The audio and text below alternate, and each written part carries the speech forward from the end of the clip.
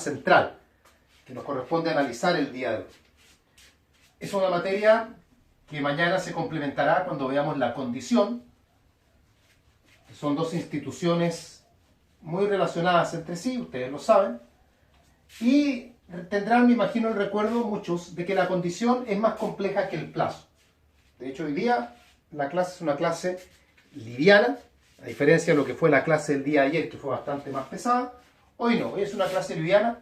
La de mañana puede ser un poco más pesada porque la condición, insisto, es más compleja que el plazo. Vamos a comenzar, vamos a seguir una estructura bastante básica. No nos vamos a complicar en demasía. Es una materia que se puede estructurar con bastante facilidad. Vamos a organizar un esquema parecido al que hicimos el día de ayer con la solidaridad, en términos de esquema en lo que es el uso del pizarrón, a eso me refiero. Y vamos a partir entonces con el orden, digamos. No hay ningún motivo para no respetar el orden típico o el orden tradicional de la materia. Vamos a hablar entonces del plazo. Y vamos a comenzar con el tratamiento que el código le da al plazo.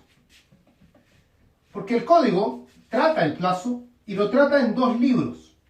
Cosa similar a la que mañana veremos, ocurre con la condición. El código trata el plazo en el libro cuarto, que es donde nosotros lo vamos a ver ahora, y donde está desarrollado lo que son las obligaciones a plazo, que comienza desde el artículo 1494 en adelante. Ahí parte el tratamiento del plazo en el código en el libro cuarto. Pero el plazo también está tratado en el libro tercero. Está tratado en el libro tercero en relación a lo que son las asignaciones testamentarias. Justamente para contemplar el caso o la situación en que por testamento el testador deje alguna asignación sujeta a un plazo. Entonces es un tratamiento dual que tiene el Código Civil, aun cuando lo que nos convoca hoy, por el tema que tenemos que ver, es más que todo el tratamiento que se le da al plazo en el libro cuarto del Código Civil. Hay que tener presente, sí, una circunstancia importante, y es que el Código, cuando trata el plazo, especialmente en el libro cuarto, el plazo que trata es el plazo que nosotros conoceremos como plazo suspensivo. El plazo extintivo, el Código no lo desarrolla. Y eso tendrá importancia según veremos, porque algunas instituciones que se tratan a razón del plazo solo son aplicables al plazo suspensivo y no al plazo extintivo, insisto, porque el código, el plazo extintivo como tal, no lo desarrolla, sino que desarrolla al plazo suspensivo. Dicho eso, vámonos justamente con el concepto. Habiendo en este caso concepto legal, el código define plazo, y fíjense que no es la definición que uno más recuerda, porque todos recordarán la definición, plazo, el hecho futuro, cierto, bla, bla, bla. Está bien, esa es la definición que uno más recuerda, pero no es la definición que da el código. El código, al definir plazo, dice que, y lo define en el artículo 1494, dice que el plazo es la época, fíjese bien la palabrita que usa, es la época que se fija para el cumplimiento de una obligación. La época que se fija para el cumplimiento de una obligación. Vamos a colocar acá concepto entonces en el artículo 1494. Este concepto, el del 1494, es un concepto que la doctrina ha criticado. Ha criticado porque han dicho que no está bien definido el plazo. En el fondo señalan que lo que ahí se define no es nada preciso realmente, podría incluso servir también como definición de condición. Faltan los elementos más importantes del plazo, por ejemplo, falta la certidumbre. La certidumbre es un elemento fundamental en el plazo. Todos recordamos que uno de los puntos que distingue al plazo y que lo diferencia justamente de la condición es que en el plazo hay certidumbre, mientras en la condición hay incertidumbre. Y eso la definición no lo señala. Asimismo, la definición solo hace referencia, si es que la aceptamos como definición de plazo, solo estaría haciendo referencia al plazo suspensivo, nada más. Porque fíjense lo que dice, es la época fijada para el cumplimiento de una obligación, pero no hace referencia a que también podría tener que ver con la extinción. Eso no lo dice, sino que se enfrasca en el tema de el ejercicio, el cumplimiento, la exigibilidad. Y es por eso que la doctrina entonces ha señalado que lo que el 1494, si bien es cierto, no está malo porque no dice nada que sea erróneo, no es satisfactorio como concepto de plazo. Y por ende la doctrina define el plazo de otra manera. Y aquí aparece la definición tan conocida por todos nosotros, que dice que el plazo es el hecho futuro y cierto, del cual depende el ejercicio o la extinción de un derecho. El hecho futuro y cierto, y marco bien la pausa para que no crean que digo incierto, hecho futuro y cierto, del cual depende el ejercicio o la extinción de un derecho. Esa es la definición que uno suele aprenderse al final. Yo diría que este es uno de los pocos casos en que la definición legal uno tiende a pasarla un poquito por alto y se queda con la definición doctrinaria. No lo hagan, porque la definición legal hay que sabérsela igualmente. Les he dicho esto anteriormente para otros temas. La definición legal siempre hay que aprendérsela, hay que saber por qué es criticada y hay que saber junto con ello alguna definición que sea más adecuada. Por lo tanto, acá la pega es doble, como se puede decir, puesto que hay que aprendérsela al código, saber por qué se critica y luego aprenderse definición doctrina. ¿Estamos claros con la definición, me imagino? No presenta grandes dificultades. Seguimos adelante. Tenemos luego las características del plazo. Habiéndolo ya definido, entramos a las características. Al respecto, tenemos varias características que podemos destacar. Por ejemplo, podemos indicar que el plazo es un hecho futuro. O sea, al hablar de plazo, estamos haciendo referencia a hechos que no han acontecido todavía, sino que van a suceder en algún momento posterior.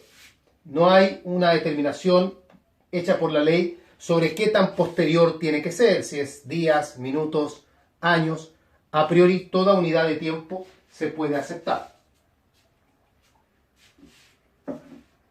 Lo importante es que el hecho debe acontecer en un futuro, tomando como punto de referencia para ese futuro el de la contratación o el de la situación legal, si es que estamos hablando de algún plazo que nazca en la ley. Una segunda característica, también muy propia del plazo, es la certidumbre. La certidumbre. O la certeza, si ustedes prefieren. Es decir, hagamos hincapié en que el hecho que forma parte del plazo es un hecho que va a suceder. No hay ninguna duda de que el hecho tiene que acontecer. Si hubiese algún grado de incertidumbre, sería una condición, ya no sería plazo. Yo siempre indico a esto que no se trata, por ende, de hablar de probabilidades. El plazo no es que tenga muchas probabilidades de ocurrir, es que tiene que tener la certeza absoluta. Por ejemplo, una fecha. Te pagaré el 30 de abril. No cabe duda que el 30 de abril va a llegar, porque es, como les estoy diciendo, una fecha. O sea, a lo mejor vamos a estar todos muertos, pero la fecha en sí va a llegar. O por ejemplo, la muerte de una persona. No el momento de la muerte, porque en cuanto al momento uno podrá decir hay incertidumbre, pero el hecho propio de la muerte es una certeza absoluta. Todos nos vamos a morir. Eso es parte de la naturaleza humana en este caso, y por ende es un hecho indesmentible. Tercera característica, el plazo es una modalidad. O sea, es un elemento accidental. se incorpora en los actos o contratos precisamente con el afán de alterar el efecto natural. El efecto natural es que los actos van a generar obligaciones y van a hacerlas exigibles al momento de celebrarse. Pero esa normalidad se rompe al incorporar una figura como el plazo, y por lo tanto el plazo es una modalidad y por ende, en relación a lo que son los elementos del acto o contrato, es un elemento accidental. No hay que perder, sin embargo, la idea de que en algunos casos el plazo podría ser elemento de la naturaleza o incluso podría ser elemento de la esencia. Por ejemplo, en el contrato de promesa, el plazo es elemento de la esencia. En el contrato de mutuo hay un plazo que ahí se indica que es el plazo de 10 días para restituir el bien, que es un elemento de la naturaleza, porque las partes podrían pactar que el plazo sea distinto, pero si nada dicen, la ley presupone que ese plazo será de 10 días. Ahí estamos teniendo un plazo como elemento de la naturaleza, en el caso de la promesa, un plazo como elemento esencial, lo que revela que el plazo no siempre entonces es un elemento accidental, pero la regla generalísima es que sí lo sea.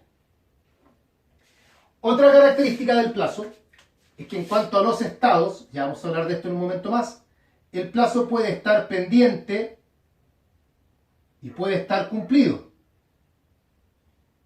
Muy importante, en contraste, como veremos mañana, con la condición, porque en la condición tenemos 3 estados: pendiente, cumplido, fallido. Acá son solamente 2, pendiente y cumplido. Ya, como les digo, profundizaremos en esto en un momento más.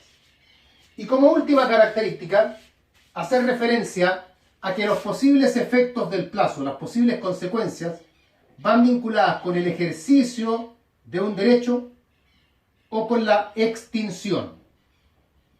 Es muy importante que se vayan ya metiendo en la cabeza que del plazo no va a depender el nacimiento, sino que lo que va a depender es o bien el ejercicio o bien la extinción. Así que mucha claridad con eso para no cometer errores y no confundirse, como veremos más adelante, mañana, con la condición. Tenemos conceptos, tenemos características. Pasemos a hablar ahora de los elementos del plazo. Elementos del plazo. Mientras tanto, les dejo unos segundos para que me digan si respecto a lo que hemos hablado hasta ahora hay alguna duda, hay alguna pregunta. Ustedes me indican a través del chat del WhatsApp, ya lo saben, ya me dicen duda, pregunta, repita tal o cual cosa. Y lo trabajamos. De no ser así, vamos a continuar con el contenido. Vamos a mirar el teléfono a ver si hay algún mensaje. Todo ok, dice Cristina. Y es la única que está escribiendo.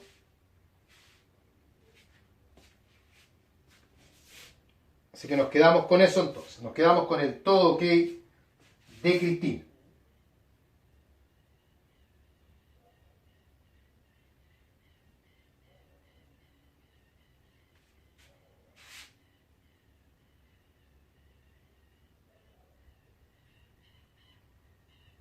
Javiera dice, profe, ¿la fecha del cumpleaños de una persona es una condición? Claro. Ella pone el día que Juan cumpla 30. Es una condición porque hay incertidumbre. Si Juan actualmente tiene 28 años, no sabemos con certeza si él va a llegar a cumplir los 30 o no.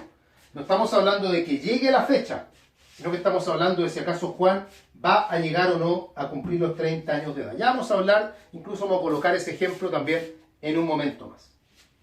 Elementos del plazo. Elementos del plazo.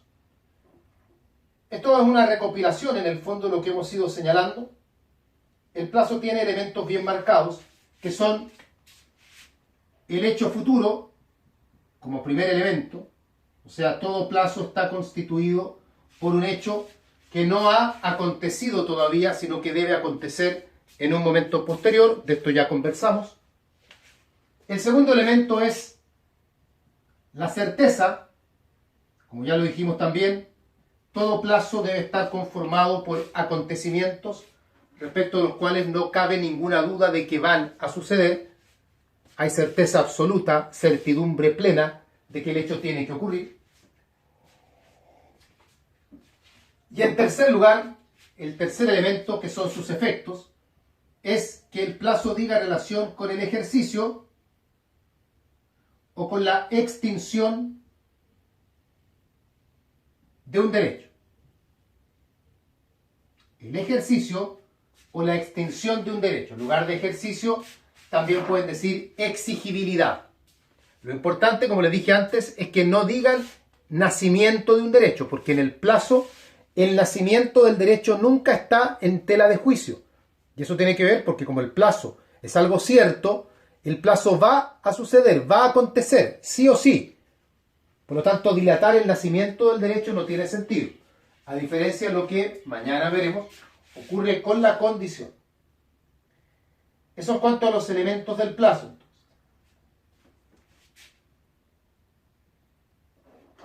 María Fernanda pregunta si lo que se extingue es un derecho o una acción. Es que se extingue el derecho y al extinguirse el derecho también se extingue la acción. Ahora, si estamos pensando en la prescripción extintiva, en ese caso uno puede decir que se extingue una acción, pero la acción se extingue no por el plazo propiamente tal, sino que la acción se extingue porque la prescripción hace que la acción muera. O sea, hay una conjugación ahí entre el plazo, pero la institución que particularmente le pone término a la acción es la prescripción, más precisamente la prescripción llamada extintiva. Seguimos. Estados en que puede encontrarse el plazo. Estados. Esto también lo conversamos hace unos momentos. No tiene tampoco gran misterio. Los estados en los que se puede encontrar el plazo. Y les dije que aquí había una diferencia importante con la condición, puesto que el plazo puede encontrarse pendiente o se puede encontrar cumplido. El plazo está pendiente cuando el hecho aún no ha sucedido. Te pagaré el 30 de abril y hoy estamos a 21 de abril, por lo tanto aún no llega el 30, el plazo está pendiente. O bien el plazo puede estar cumplido, lo que significa que el hecho ya ocurrió. Te pagaré el 30 de marzo y hoy estamos a 21 de abril, o sea, el plazo ya está cumplido porque el 30 de marzo ya pasó, ya ocurrió el hecho futuro y cierto. Los estados, como veremos en un momento más, tienen importancia para ver luego los efectos del plazo, o sea, los efectos del plazo que para analizarlos vamos a ver que tienen distintas variantes o variables. Una de esas variables, no es la única, pero una de esas variables es justamente los estados en los que el plazo se puede encontrar. Seguimos. Tema siguiente. Clasificación del plazo. Clasificación del plazo. Veremos que hay distintas clasificaciones, cada una obviamente vinculada con un criterio distinto.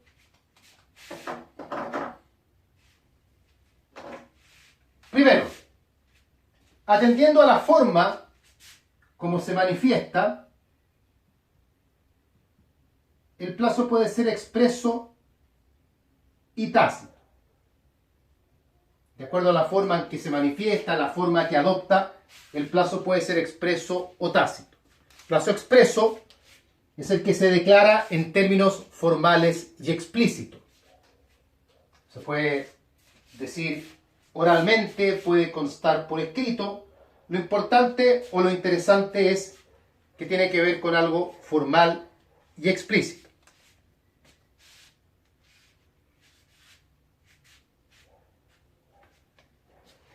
El plazo tácito, en cambio, y aquí para dar como definición, se podría indicar que el plazo tácito es aquel que resulta indispensable para el cumplimiento de una obligación. aquel que resulta indispensable para el cumplimiento de una obligación. O sea, aquel plazo que se infiere de la naturaleza de la obligación, que aunque no se exprese formalmente, se subentiende, se interpreta, se deduce que existe dicho plazo. Plazo tácito, por ejemplo, el clásico ejemplo, cuando mandamos a hacer globos que digan feliz día de San Valentín para vender en la calle. Y la empresa que fabrica los globos no tiene una fecha de entrega, pero por la naturaleza de la obligación se entiende que deben ser entregados con anterioridad al 14 de febrero.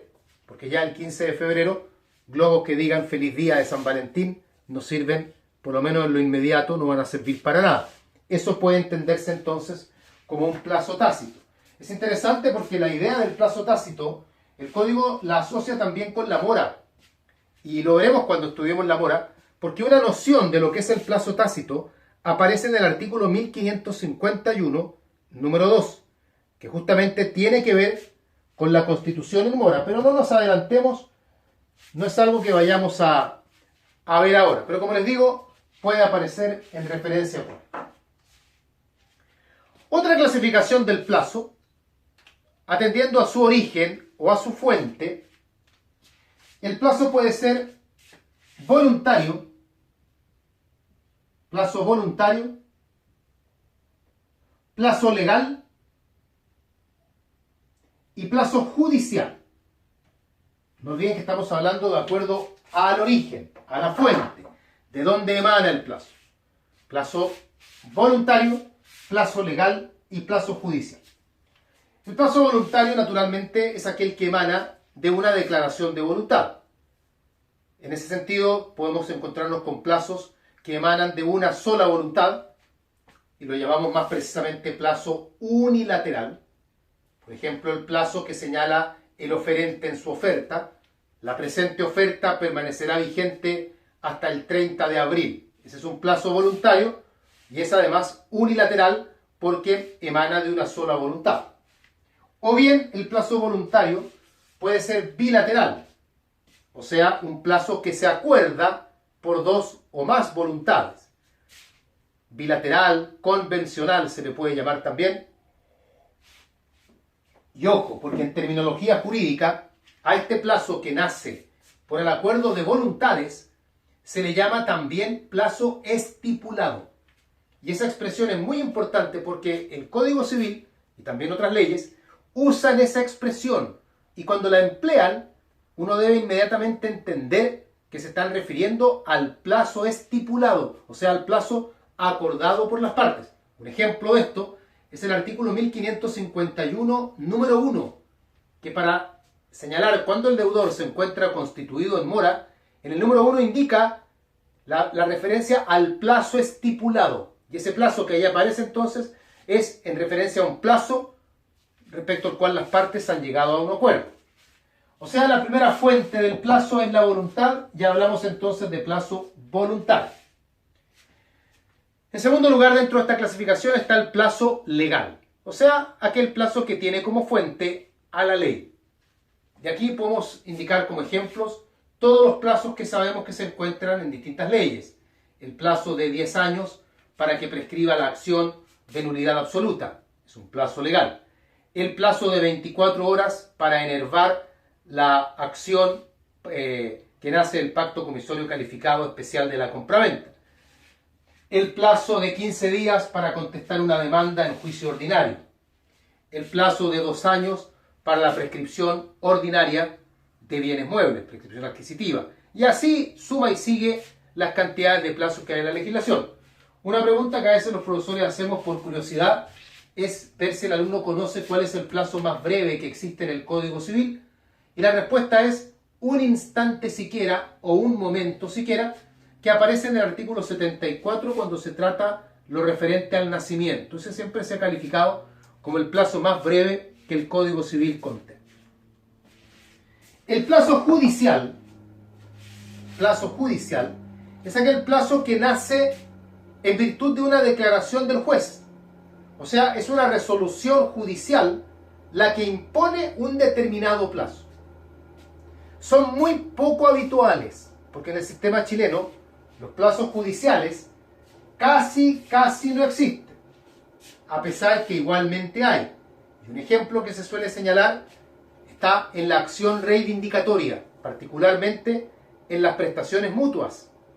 Y es que el legislador, cuando señala que la acción reivindicatoria ha tenido éxito e indica cuál será el plazo que tendrá entonces el poseedor vencido para devolverle el bien al reivindicante, indica que ese plazo lo determina el juez. Y con eso tenemos entonces un ejemplo de plazo judicial. Son pocos los que hay, pero hay ejemplos de plazos judiciales. Esto entonces en cuanto a la clasificación del plazo de acuerdo a su origen: voluntario, legal, judicial. Tenemos dos clasificaciones del plazo. Una tercera clasificación del plazo, atendiendo al momento en que vaya a ocurrir. Atendiendo al momento en que vaya a ocurrir, tenemos el plazo determinado y el plazo indeterminado. Quiero que tengan mucho cuidado con esto, porque estamos hablando de plazos. Por lo tanto, tenemos que entender que hay certidumbre, certidumbre absoluta, certidumbre total. El plazo determinado es aquel en que sabemos cuándo el hecho va a ocurrir. O sea, no solamente sabemos que el hecho va a ocurrir, sino que además sabemos cuándo. Por ejemplo, te pagaré el 1 de junio. Sabemos que el día va a llegar porque los plazos todos se cumplen y además sabemos cuándo, el 1 de junio. Te pagaré en 10 días más.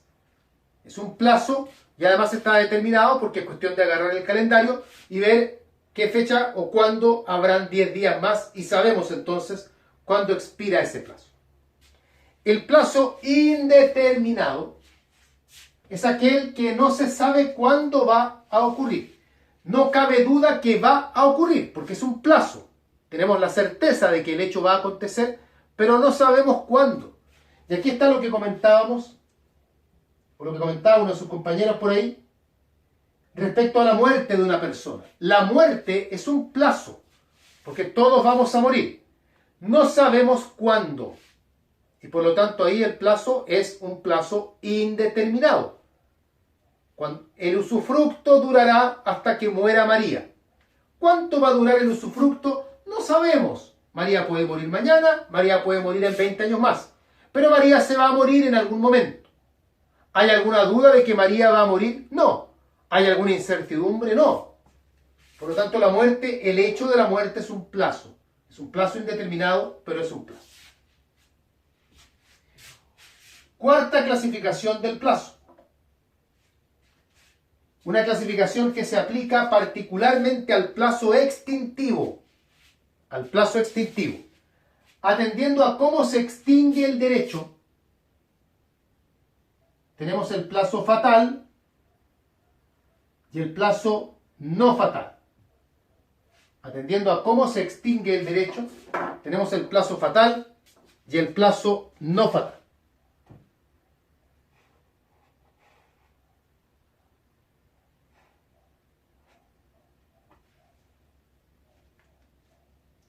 El plazo fatal es aquel en que el derecho se va a extinguir por el solo ministerio de la ley.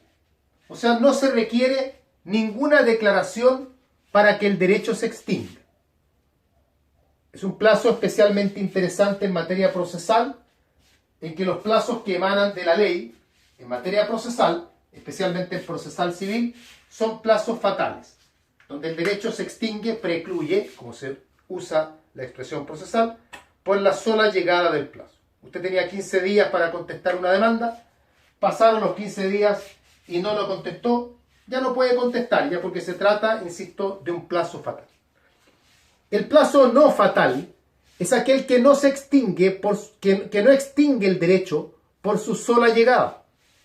De tal manera que un plazo no fatal, al momento de cumplirse, el derecho igual podría subsistir.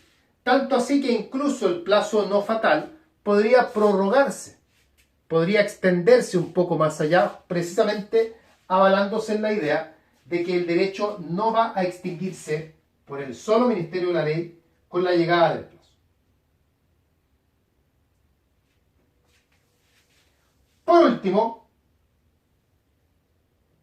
como clasificación, atendiendo a sus efectos, la clasificación sin duda más importante del plazo, la que divide el plazo en plazo suspensivo y plazo extintivo. Sin lugar a dudas, la clasificación más importante. Vamos a profundizar en esto a continuación cuando hablemos de los efectos del plazo, pero al menos conceptualmente digamos, plazo suspensivo es el hecho futuro y cierto del cual depende el ejercicio de un derecho, del cual depende el ejercicio de un derecho.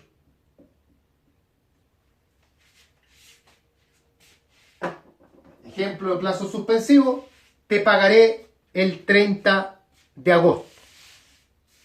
Está suspendido el ejercicio del derecho que no podrá exigirse sino hasta que se cumpla el 30 de agosto. Plazo extintivo, conceptualmente, hecho futuro y cierto, del cual depende la extinción de un derecho. Hecho futuro y cierto, del cual depende la extinción de un derecho. El clásico ejemplo, que lo vamos a colocar en un momento más, de Netflix, donde se les ofrece una prueba gratuita, pero por 30 días, de tal forma que transcurridos los 30 días, se extingue el derecho a usar gratuitamente la plataforma Netflix.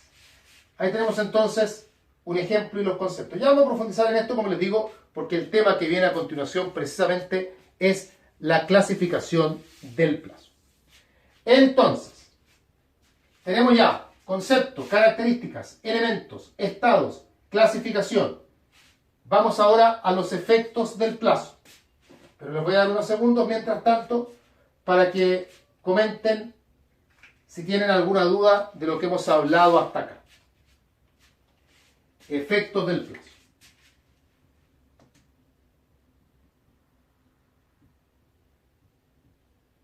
Voy a escribir mientras tanto en la pizarra algo que necesitamos ahora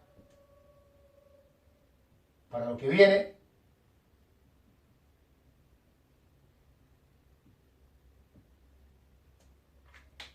Mientras tanto, ustedes ahí hacen sus preguntas y yo reviso si hay algo y si no, continuamos con la materia.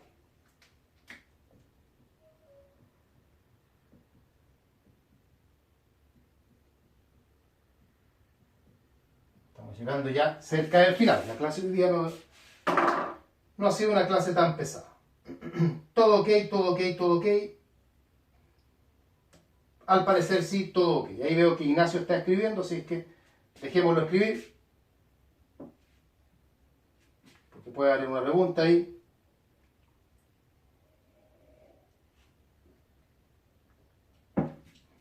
Catherine dice ejemplo de plazo no fatal. Un plazo que se fija en un contrato es un plazo no fatal. Los plazos que emanan de la voluntad de las partes no son fatales, a menos que en el contrato se dijera que la sola llegada del plazo hará que el derecho se extinga inmediatamente o alguna expresión parecida. El contrato de arriendo durará 1 año a contar de su celebración. Ese es un plazo no fatal, tanto así que a veces el mismo contrato señala, pero en caso que las partes no le pongan término con 60 días de anticipación, el arriendo se entenderá con plazo renovado por otro segmento de tiempo similar, aplicándose las mismas reglas contenidas en el presente acto, o algo similar. Ignacio dice, entiendo que plazo suspensivo es el hecho futuro y cierto, el cual depende del ejercicio de un derecho y de la obligación correlativa. Sí, lo pueden decir así también. Yo hablo del derecho nomás, de hecho en el PowerPoint también se coloca la obligación correlativa, porque no olviden que de todo derecho nace también como correlativo a él una obligación, así que si les queda más completa la definición, la pueden dar así también, no hay ningún inconveniente con eso.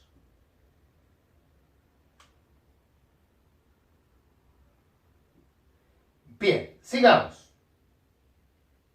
Efectos del plazo.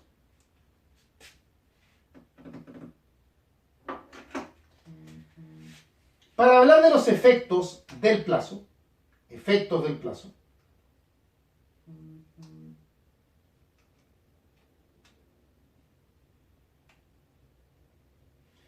hay que hacer algunas distinciones.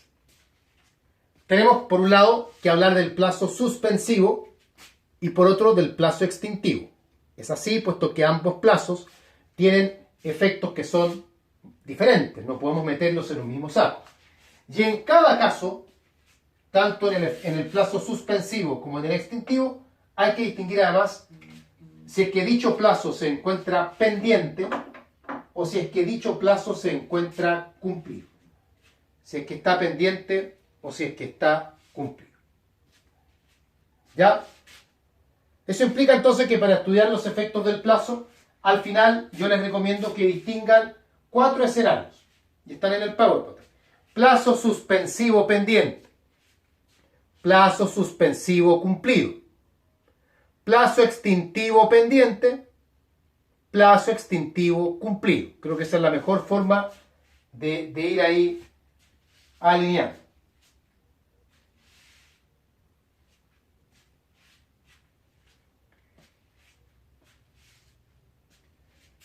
¿Estamos claros con la estructura que vamos a seguir? ¿Con el orden que vamos a seguir?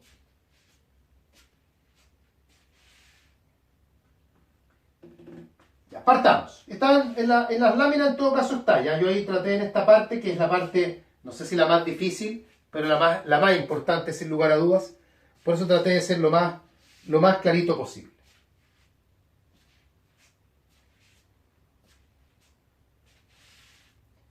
Vamos bien. Vamos a colocar un ejemplo. Ya vamos a comenzar con el plazo suspensivo. Vamos a verlo tanto estando pendiente como estando cumplido. Pero aquí, a mí siempre, por lo menos en lo que se refiere a la parte cognitiva, me ha resultado útil trabajar con un ejemplo.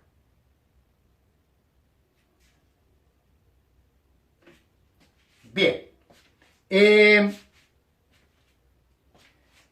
ejemplo va a ser un ejemplo sencillo. Vamos a usar a alguien del grupo, como siempre.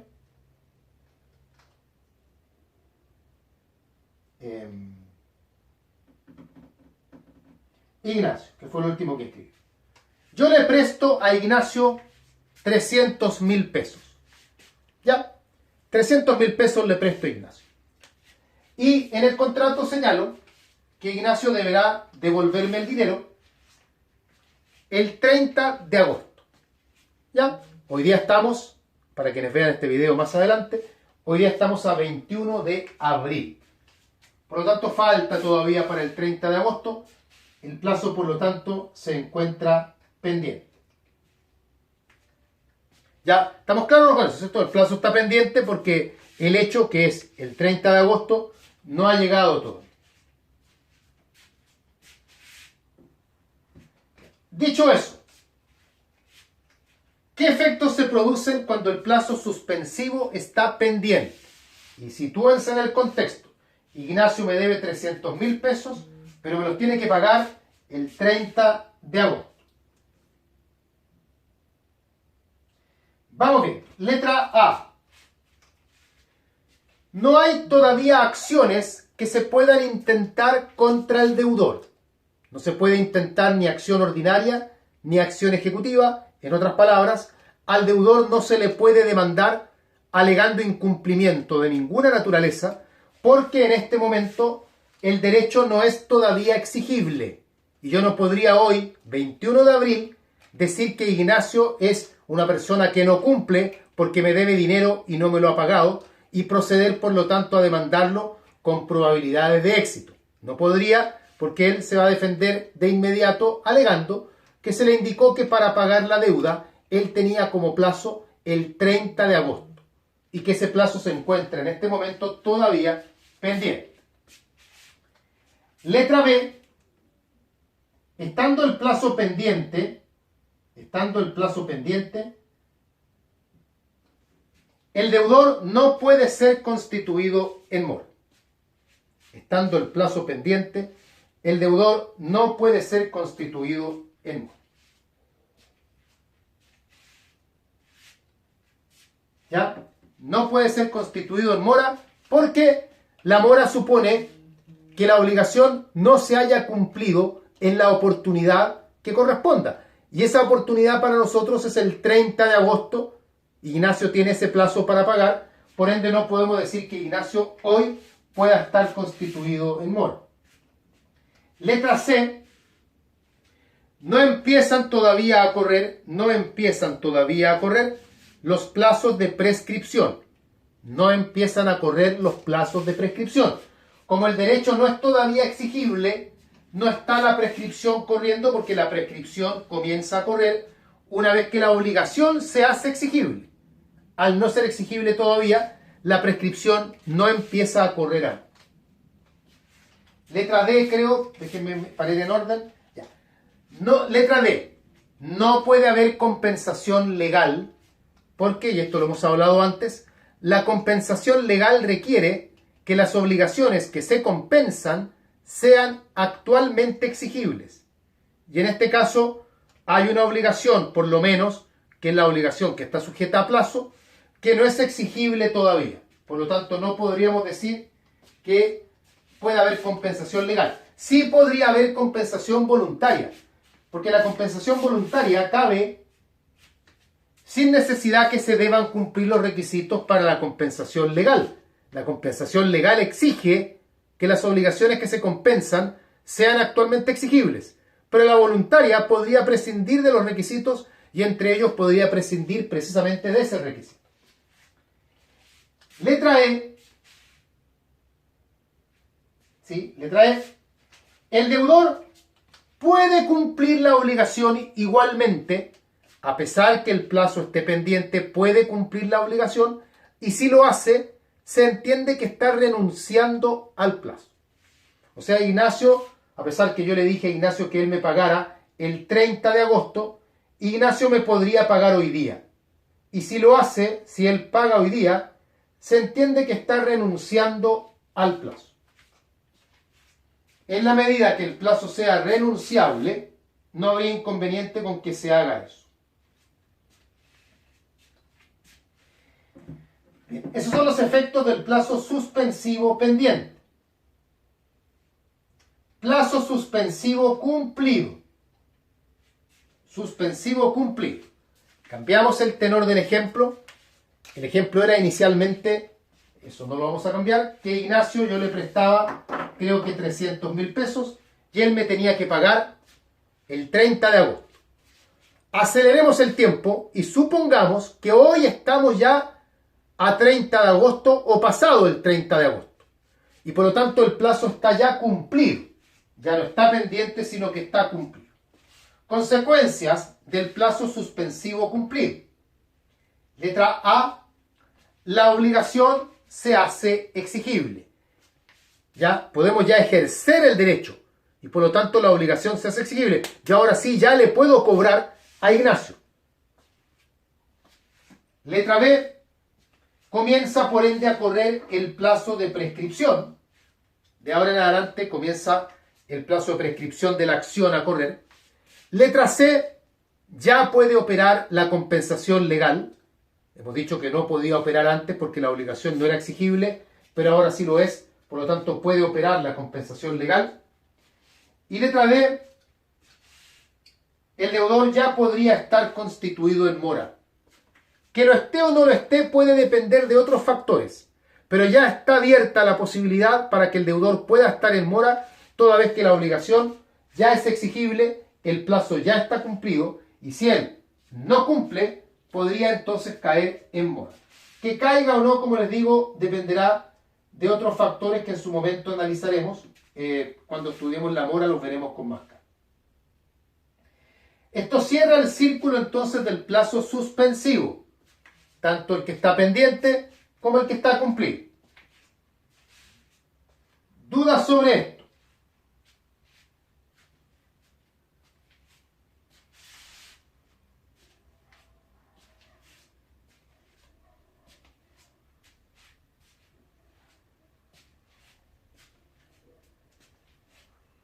Ustedes me dicen.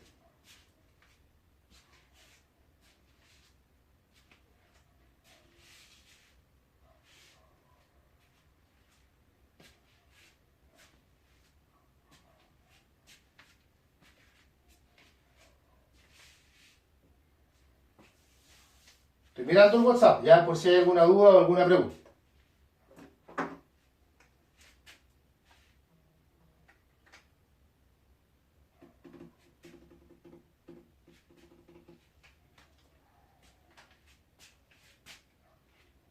No veo escribir. No veo nada.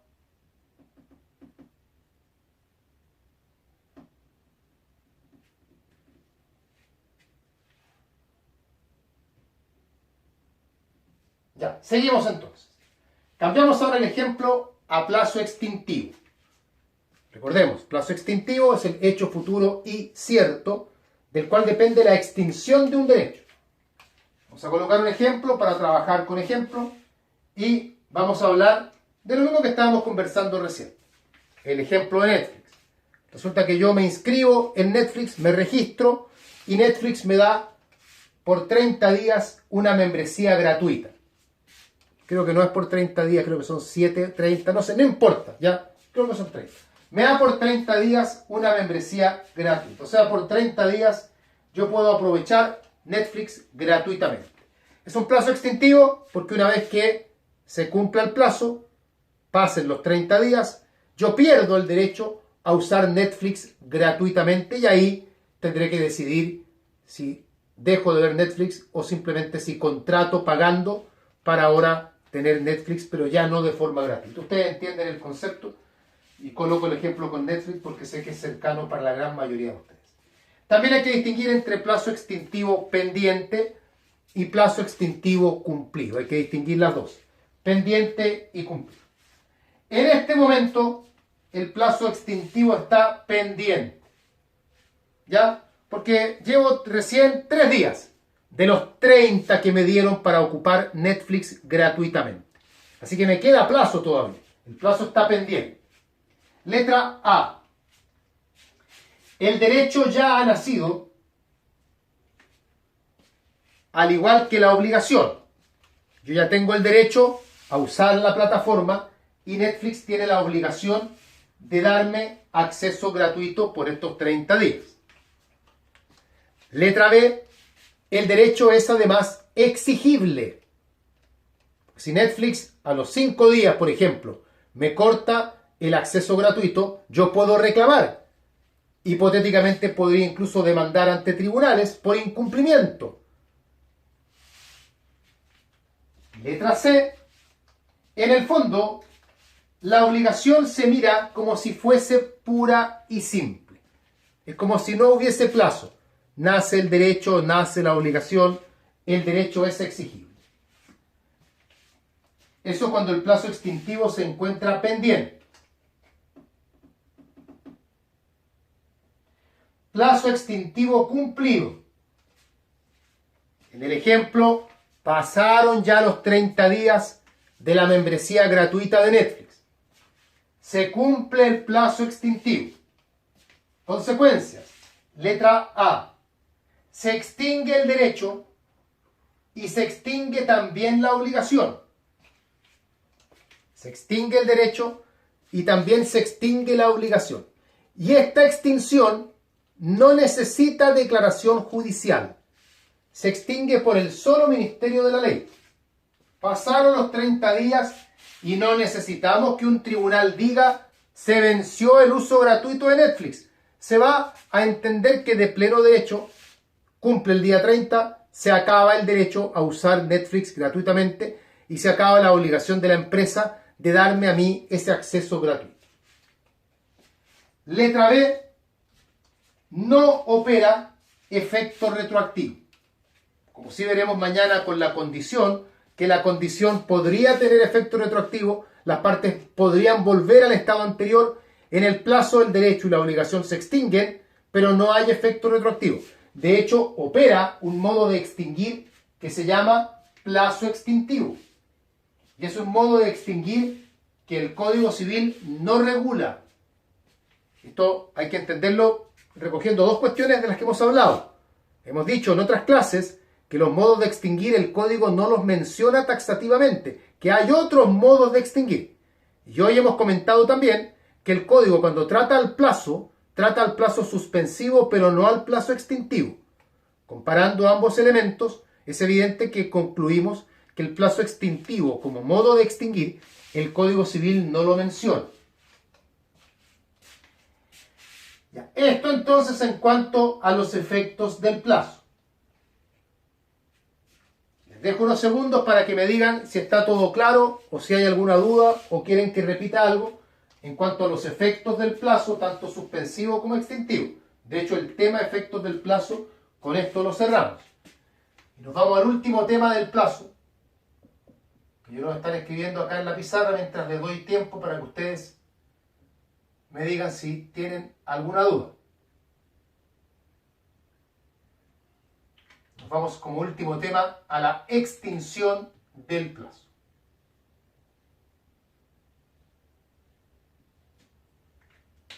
Mientras tanto ustedes me escriben ahí, ¿ya?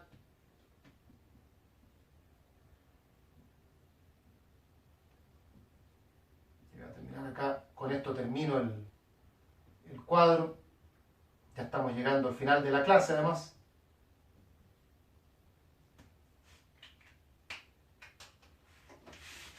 Voy a borrar una cosita acá para dejarme un poquito más de espacio, para que no aparezca todo tan apelotonado abajo.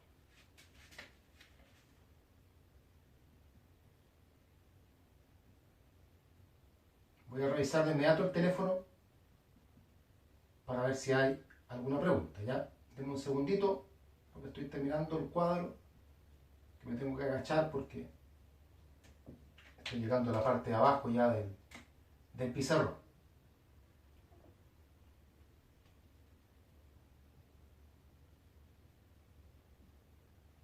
Ahí me ocupo justo.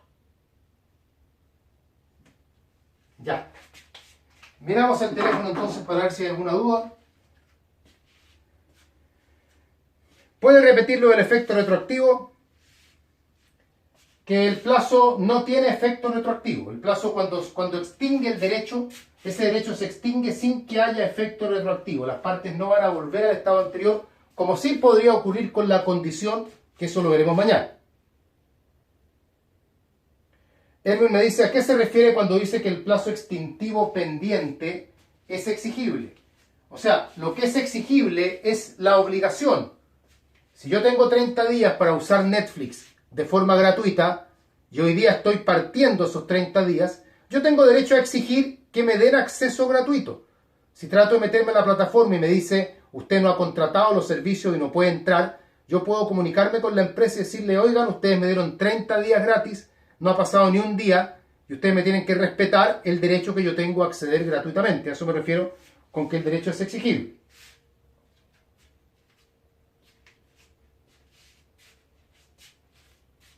La letra C, dice Patricia, no sé a qué se refiere con la letra C. Ahí están respondiéndose entre ustedes mismos. Y Claudio dice al final, profe, ¿el plazo que se indica en la promesa es extintivo? Le pregunto por qué hay discusión al respecto. Es que depende de qué punto se quiera mirar. ¿Ya? No quiero meterme al tema de la promesa ahora porque si no vamos a empezar a hablar de la promesa y vamos a dilatar mucho el tema.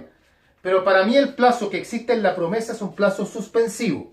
Si es que hay plazo, porque podría no haber plazo también, porque la idea es que en la promesa haya o bien un plazo o una condición.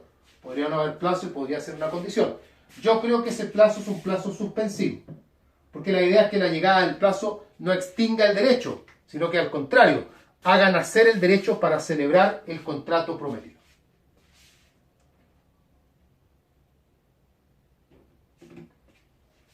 Bien, seguimos entonces.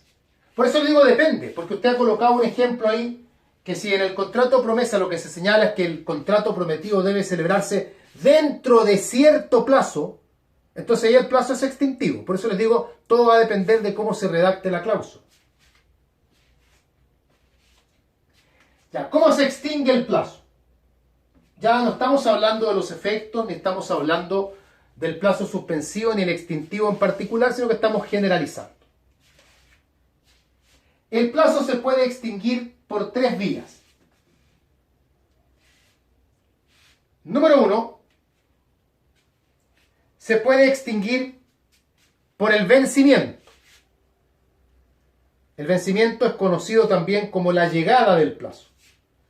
O sea, el plazo se extingue porque acontece el hecho futuro y cierto. El plazo que yo le había dado a Ignacio era 30 de agosto, llegó el 30 de agosto, se extinguió el plazo. Esta es la forma natural, normal, por decirlo de alguna manera, respecto a cómo el plazo debiera extinguirse. El plazo generalmente se extingue de esta manera. Se extingue por el vencimiento o también llamado por la llegada del plazo. Número 2. El plazo también se puede extinguir por la renuncia. Renuncia porque el que tiene el plazo como derecho, que sería el acreedor o el deudor, dependiendo del tipo de plazo, puede renunciar al plazo. Los plazos suspensivos son a favor del deudor. Por lo tanto, es el deudor el que podría renunciar. El plazo extintivo es a favor del acreedor. Por lo tanto, ahí es el acreedor el que podría renunciar. Los plazos son renunciables a menos que la renuncia esté prohibida. Incluso el mismo contrato podría prohibir la renuncia. O bien, a menos que con la renuncia se vulnere derecho ajeno. No estamos diciendo nada nuevo, porque nosotros tocamos estos temas también cuando estudiamos la renuncia a los derechos en el título preliminar. Y veíamos que justamente se pueden renunciar los derechos siempre que miren al interés personal del renunciante y que no esté prohibida la renuncia.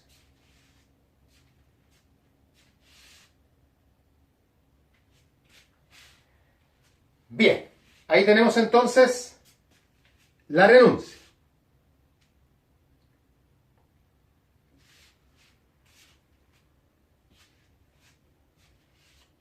La tercera forma de ponerle término al plazo es la caducidad, conocida también como el vencimiento anticipado del plazo. La caducidad o vencimiento anticipado, que es una figura bien especial, de la caducidad, puesto que la caducidad permite algo que normalmente no es permitido, digamos. La caducidad permite que el acreedor pueda exigir la obligación aun cuando exista plazo pendiente. Se puede exigir la obligación aun cuando exista plazo pendiente. Se le conoce también como el vencimiento anticipado del plazo. La caducidad es una institución que solo se aplica al plazo suspensivo, nada más. Solo el plazo suspensivo puede verse afectado por la caducidad, el extintivo no.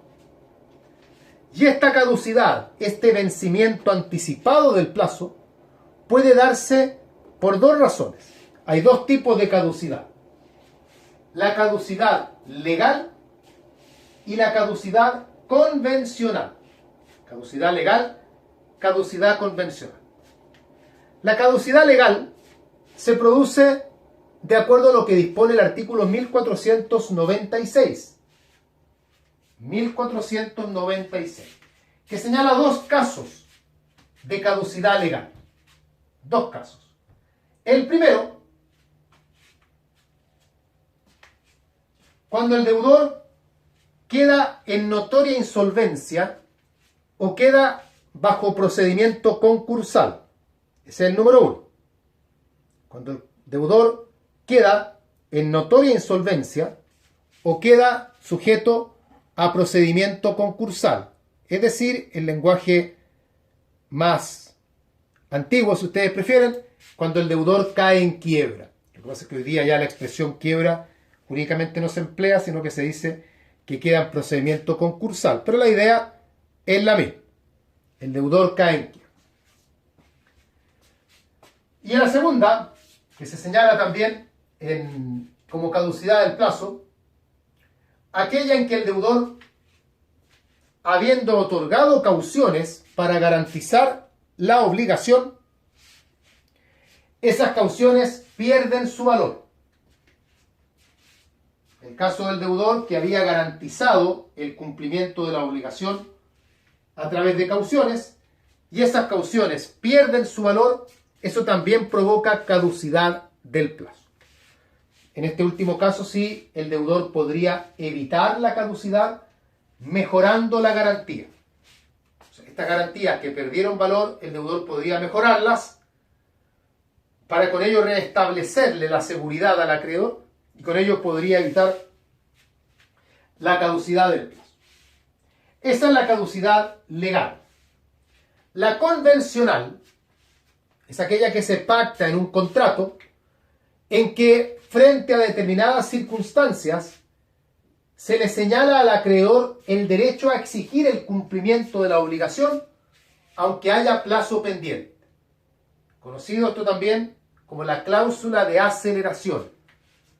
En el contrato se dice que el deudor deberá pagar de aquí a fin de año. Pero se indica en el contrato, por ejemplo, que si el deudor comete una infracción de tránsito, se le podrá exigir el pago inmediato de toda la deuda. Si eso ocurre, quiere decir entonces que caduca el plazo y se puede pedir por ende el vencimiento anticipado.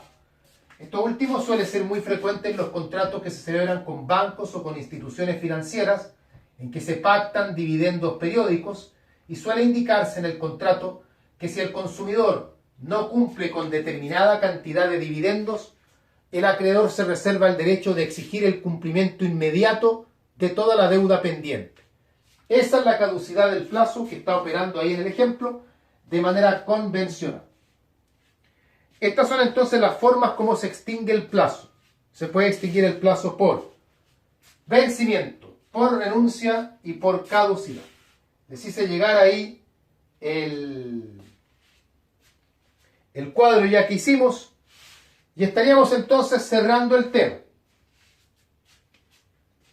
¿Dudas? ¿Preguntas sobre lo que hemos estudiado respecto del plazo?